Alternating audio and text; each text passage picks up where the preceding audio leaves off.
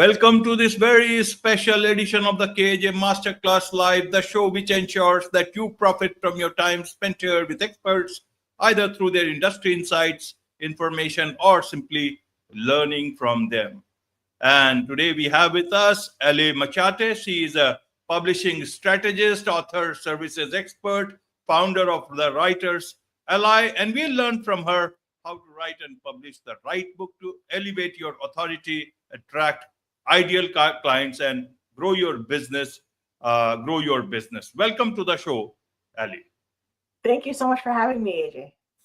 You are welcome. Welcome to the show. Welcome to India in this online form. And I'm sure not just in India, but a lot of people across the globe will benefit from what we are going to talk right now. We'll talk about how to avoid writing the wrong book. And yes, we can see that a lot of different type of books we are seeing in the market. So we'll talk about all this. But before that, let's learn a bit about your journey, your background, so that people know who they are listening to.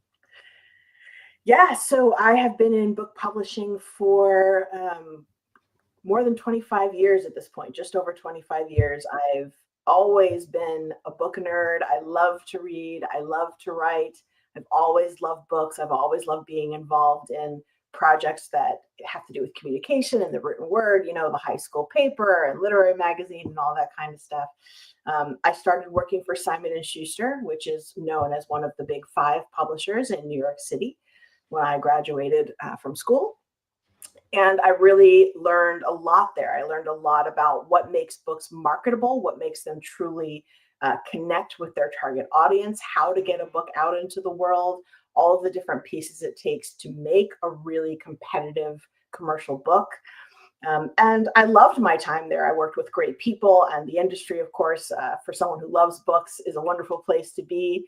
But as time went by, I found myself in a situation where I needed to leave and finish up. I was working on a master's degree in English and creative writing. I wanted to finish that up.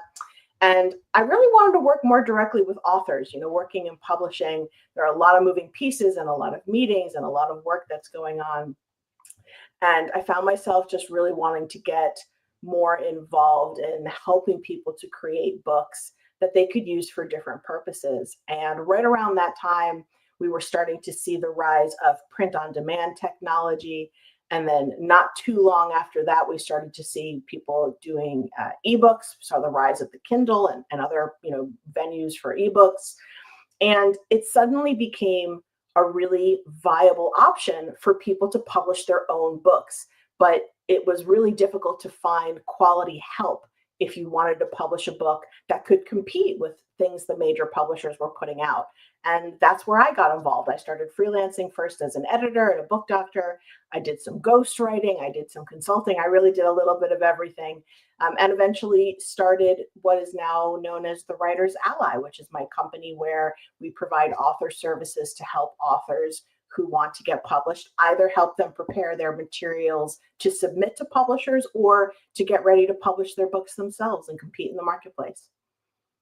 Absolutely. Ali. So to understand the market, means we have the technology there, a lot of self-publishing options, hybrid options. Are there, writing is also on the rise, and maybe reading is also on the rise. New stores are coming in and people are quite hopeful for the.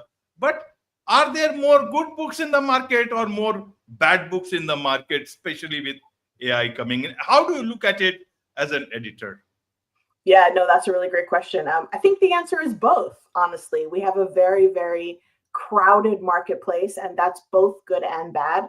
On the one hand, the technology available has made it really easy for people who have really incredible stories and have useful messages or programs or systems that they're teaching people.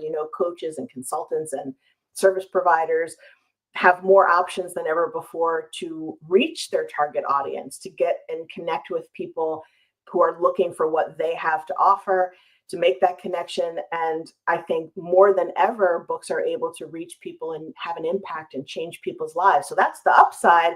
Of course, the downside of the technology making publishing so accessible is that we also have a lot of people flooding the market with a lot of trash. To be honest, we have AI, especially people just sort of letting AI create books that are mostly nonsensical or worse, are full of plagiarized content.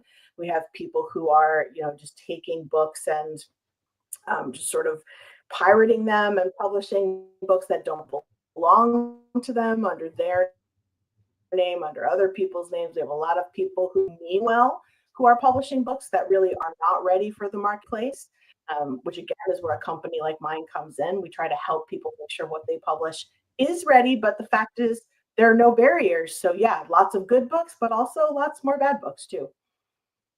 Absolutely, absolutely. And if we suppose remove all the AI written books, the so no really bad books, and even those people who are just picking stuff from here and there and putting, let's remove that. But in terms of experts who are writing those books, and they have, what makes them a bad book, not so good book? Is it because they don't have expertise, or is it there are things that they have done in the book, not on the writing part, but something else which makes them a bad book? Is it because they are not selling, so they become bad books? Or is it because they have not followed some process? You will be able to tell, because a lot of writers come to you.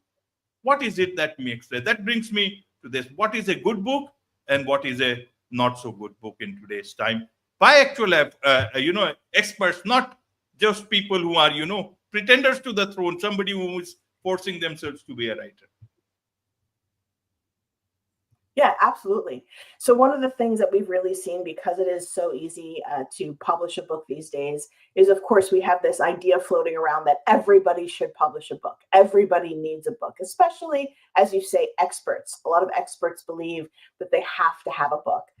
And because they feel that way, sometimes it leads people to write the wrong book, or they write a book too early in their business. So what makes it not a very good book? Of course, there are some of the basic things, like maybe the writing itself is not great, but more often the problem isn't with just the writing, it's with the concept of the book.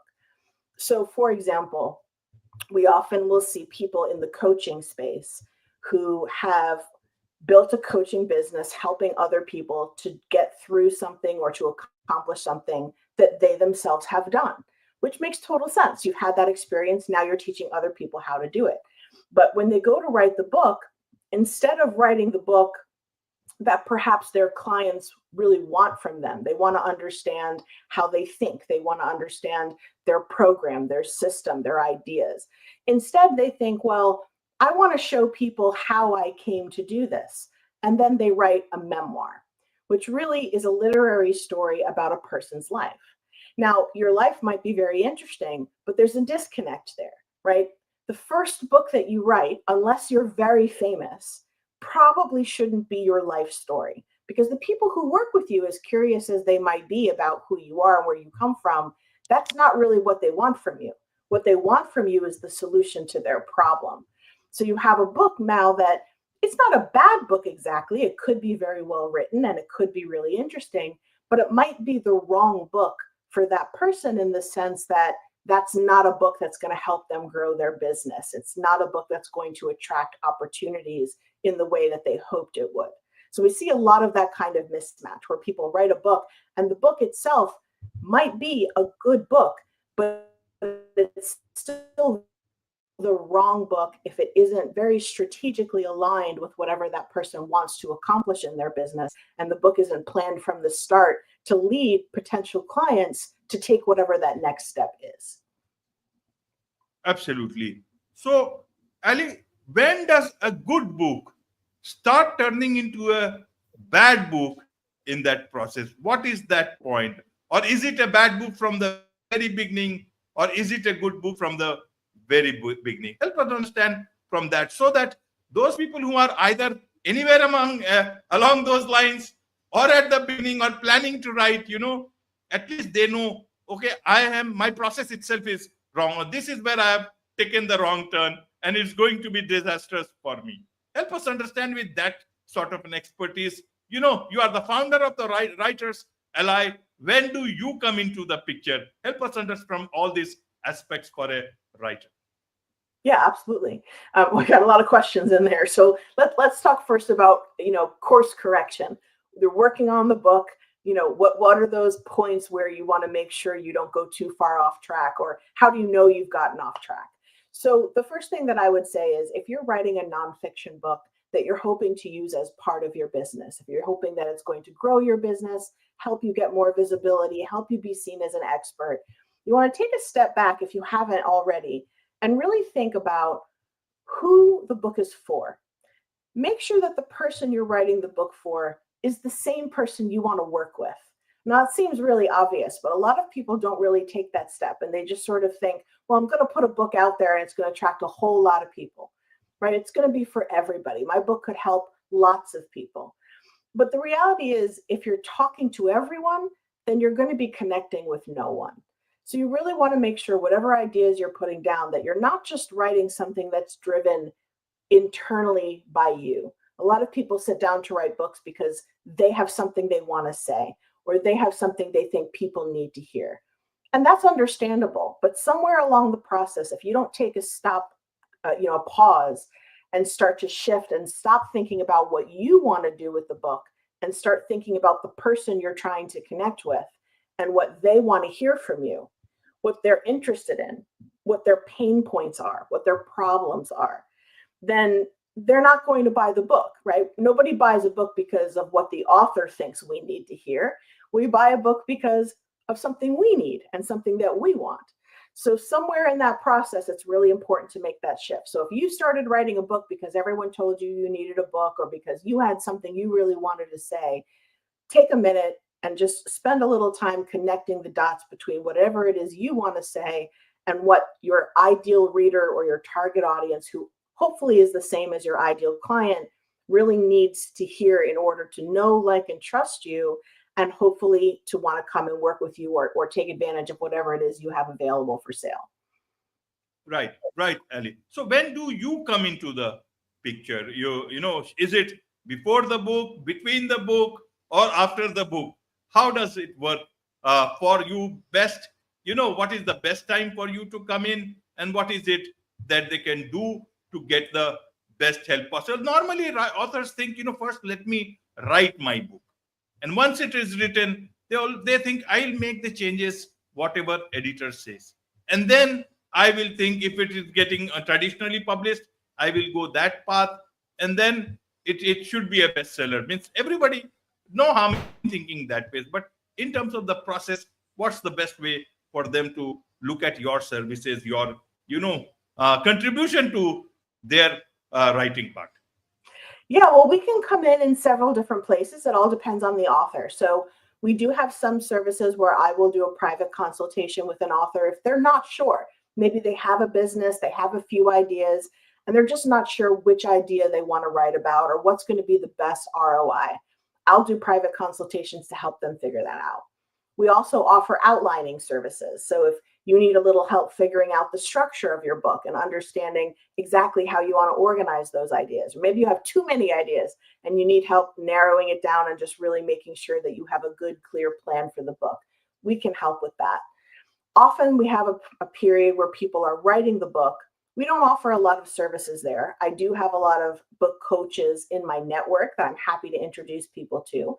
But primarily, we help people on the front end so they figure out what they're writing. And then once they have a draft, that's where the real work with us begins. We pick up with what we call developmental editing. And that's not late stage editing where people are just, fixing your grammar and your spelling and punctuation. This is the very first stage, early stage editing, developmental editing, where someone is going to read your draft, talk to you about what your goals are, what you're trying to accomplish with that book, and make sure those two things are in alignment. And if they're not in alignment, we're going to help you understand what needs to change in the book to shift it a little further in the direction that it needs to be to help you accomplish your goals. Absolutely. So how to go about with the best planning? You talk about the right team to produce their book. An author thinks, I am the author, I will write the book, and then everything, if whatever I need, I will go and pick from the market. What is this team that you talk about, Ali? Because authors will not understand. That is where some many a times, they are good authors, they have written the book, but when it comes to, the later part, when the marketing part comes, then they lose all their bearings, and almost like, few of them run like headless chicken, to get as much publicity wherever it is possible. It does not look good. They're respected people, experts, and they don't know. I don't know who advises them, but there has to be a better process, I am sure. Help us understand from that point of view, what do you mean by having the right team? Yeah, absolutely. So our team includes a number of different types of editors. A lot of people think they hear the word editor and they think that's just one person. In fact, to produce a truly competitive book, you usually have a number of editors. Bare minimum, you're usually looking at 3. A developmental editor, that's the one we just talked about, where we're looking at the concept and the writing and how well you're fulfilling on the reader's promise. Then when the book is fully formed and it says everything it needs to say, we have copy editing. Copy editing is that technical edit, punctuation, grammar, spelling, consistency, making sure the details make sense, the facts make sense. Then once the book is actually laid out, we have the PDF designed pages, we have the ebook designed files. Then we do the final stage we call proofreading. That's where we're looking at any little errors that might have gotten missed along the way. And also we're looking at errors that have to do with the design and layout of the book, making sure, for example, that all the page numbers are correct, that the chapter numbers and headers are in the correct font, things like that. So a lot of people don't understand that they need different types of editors. Working with a team like ours, we already have all the positions that you actually need. We already know from experience what goes into producing the book. So we offer all of the different things that you need, whether that's different types of editing, then you have design, things like cover design, print book design, ebook formatting. And then, of course, as you say, once you publish a book, there's all these administrative things that have to do in order to make your book available for sale. You can't just take a file. Well, you can just take a file and put it on the internet, but if you want it to be sold as a proper book, there are things you have to do on the back end, administrative things, wholesale accounts, copyright, ISBNs, etc., making the book available for sale. And as you mentioned, of course, having a marketing strategy, understanding what it means to launch a book and how to get the word out there about the book. A lot of authors, when they try to do everything themselves, it's really, first of all, a lot of work. It's often a lot more work than most people understand. They don't really know what they're getting into. They just sort of think, well, I can do all these things. I see it seems easy. And the truth is you can do a lot of things yourself if you want to take the time to learn it. I like to say it's not rocket science. Anyone who takes enough time to learn how to do all the different things well can. The thing is, not everybody wants to learn how to do all the pieces well, and doing them halfway or choosing to do them but not to do them well, or choosing to skip steps because you can't do something well, choosing to do something yourself, like just not having a professional editor, thinking, well, I've read it through 10 times, I think it's fine. There are things that an editor or a designer can bring to the table that most authors are not able to contribute at the same level. So it becomes a question of, yes, maybe you can do it all yourself, but is that going to get you the results that you really want? And in most cases, the answer is no. So you want to look for a team like mine that's already assembled, where we already know everything that needs to happen. We already know how long it takes for everything to happen. And we can make sure that the book gets produced at a really professional level. Absolutely. Is a good book also a marketable book, or is a marketable book also a good book? Are these two different things, or are these the same things, in the same boat, or can they be together all the time, or it can also be different but still successful? Help us understand from that point of view.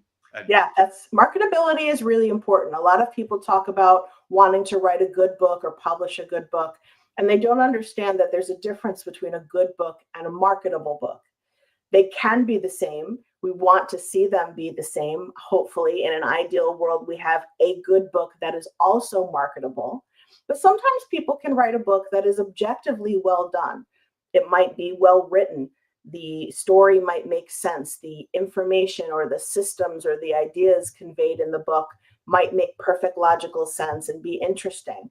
But like we talked about earlier, if somebody hasn't put the thought into who the book is for, what problem are they solving for those readers? How are they going to find those people and make sure they know about the book?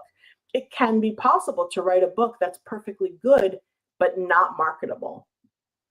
And if you have a book that's good, but not marketable, it's going to be incredibly difficult to get people to know that it exists, to build word of mouth, to build buzz, and ultimately to have readers and reviews and get all of those wonderful results that people hope to have when they publish a book. It is also true in some cases that you can write a book that maybe isn't so great, but is very marketable. We do see those kinds of things sometimes in traditional publishing. For example, you can probably think of, any number of very famous celebrities who put a book out that really wasn't very good, but it was a very marketable book because the person was very famous, because they have a huge following, because whatever the topic of the book was very trendy or very popular. So something can be very marketable and not be so great. And it can be really great and not be so marketable. So really, in an ideal world, you want to hit both of those things. Absolutely. For a lot of authors, they are much more of the attached to their idea, their story, and perhaps to this idea of being authentic. And sometimes many of them are not trained to think like a marketing person. Even a marketing person, if he or she starts writing a book, they might, think more like an author and less like a marketing person. How do you get into that, mindset of making it marketable as well as keeping very much close to the idea? Or maybe you start questioning yourself that I'm not being authentic to myself, to my story, to my idea, and that it is becoming, at the end of the day, you feel that you are not doing justice to yourself. How do you tell an author about this? You deal with a lot of authors. How do you tell them, especially at the beginning when they are yet to start?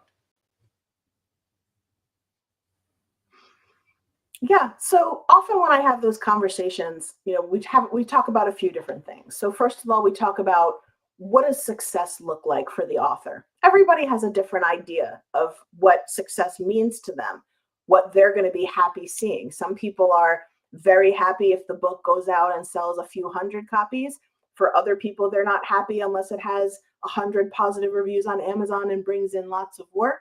It's really important to understand what it is you actually want to see the book do and what you expect the book to do. That's the first question. Once you get past that, I think it's a little bit of a mindset issue. It's not mutually exclusive that something be authentic or be marketable, right? The key is to find the best way to deliver what is authentic for you, your story, your message, your ideas. But if you don't find a way to convey those things such that they are marketable, such that the readers you're intending to reach are going to be able to recognize that you've written this for them and that you have something of value for them. If you don't connect those two things, it doesn't really matter. People talk about, the most important thing is to be authentic. But the truth is, if the most important thing is to be authentic and you don't care about the person you're trying to write the book for, you might not actually sell any books. And if that's okay for you, if you just wanted to write it for the exercise of writing it, that's totally fine, as long as you understand that that was your goal and you made that choice. You decided that the most important thing to you is that you wanted to say what you wanted to say, regardless of whether or not anybody else wanted to hear it. But that's not how most people really feel. Most people want to be authentic, but also want people to read their books. They're writing it because they want it to get out there. So you absolutely just have to find a way to make that mindset shift and understand that there's a sweet spot where you can still be authentic, say what you need to say, be who you want to be, and Be conscious of what your reader is looking for, what's going to bring them to your book in the first place. What do they need to hear from you? What do they want to hear from you? Why would they buy your book instead of somebody else's book? If you can navigate that sweet spot, that's where you get a bestseller. But you can't ignore one or the other. Absolutely. And talking of marketing, Ali, podcasts have come up very strongly nowadays. And a lot of, authors, they are looking at podcasts like we are talking. You are a publishing expert, so we'll be strategist and editor and everything. So we are talking about. But if it's an author, there's some of them seem to be under a lot of pressure. I don't know why. Is it because of the back-end team has told them, the PR team has told them, the podcast team has told them, or whatever it is? What is it that, in your experience, you would want to tell them to make use of a podcast in the best way? Is it good to just look it from a book tour which somebody has organized, or yourself have organized, or is it that you should look at much more holistically and make use of talking about the book rather than just selling your book on a podcast? Yeah, I mean, podcasts, I think, play a really important role in the success of any book in a lot of different ways. So first, of course, you have some people who write a book and they do their own podcast, and their podcast is about whatever they wrote the book about. So there's alignment between the book and the podcast, and they sort of market each other. And that can be a really great way to market a book. That can be a really great way to market a business. So that is one option. The other option, of course, is, as you said, people can do like what I'm doing now. I'm not marketing a book right at the moment, but plenty of people who have a book, they go on lots of podcasts to talk about it. And I think the key is always it's that same mindset, is always to remember it's not just about what you want to say. It's not just about what you want to put out there into the universe. Even on a podcast, you have listeners, right? You could just wake up in the morning and say, I'm going to have a podcast and I'm just going to talk about whatever I want to talk about, and I'm going to record it and I'm going to put it out there, and people will find it or they won't. You can do that, right? There's nothing to stop you from doing that. But if you think that way, your podcast is probably not going to be very successful, right? You're not thinking about the audience. So even as a guest, it's really important to think when you go on a podcast, they're not coming to the podcast episode so that you can stand there and just try to make them buy your book the whole time. They're coming because, they want to learn a little something about you. They want to learn what you might have to offer them. Why should they listen to you? Are you someone they can connect to? Are you someone they can respect and look up to? Are you someone that they feel they can trust and learn from?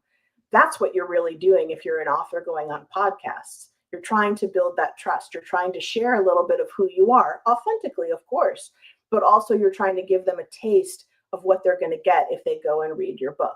So you have to think about them. You always have to think about the person that you're trying to talk to. And again, if you're trying to just talk to everybody, you're not going to connect with anybody.